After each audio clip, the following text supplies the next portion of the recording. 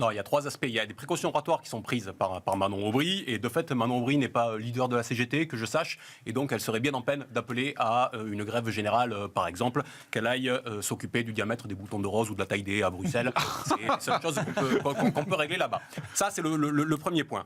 Le deuxième point, c'est que Manon Aubry ne peut pas parler aussi au-delà de son propre camp partidaire, tout simplement parce que la nouvelle appellation Nouveau Front Populaire est tout sauf le Front Populaire. Je vous rappelle, le Front Populaire, c'était plus de 110 organisations, des partis, des syndicats, des associations qui avaient créé un collectif, qui avaient une dynamique commune. Là, ce à quoi on assiste avec le nouveau Front Populaire, c'est tout au plus le cartel des gauches. Donc, elle ne peut pas avoir cette parole qui englobe l'ensemble du mouvement social. Par contre, le troisième aspect, là, je m'inscris en faux par rapport à ce que vous venez de dire. Moi, je ne me résous pas à ce que la démocratie dans notre pays se limite à l'exercice du vote. On est en train de mourir de cela. On vient d'en mourir pendant les 2 quinquennats de M. Macron, où il tire sa seule légitimité du vote, et au-delà du moment de l'élection, les Français n'ont plus voix au chapitre et la souveraineté populaire ne peut plus s'exprimer. Mais là, c'est des législatives. Il faudra résister. Mais résister à quoi? Non, mais résister à quoi? Enfin, il y a un vote.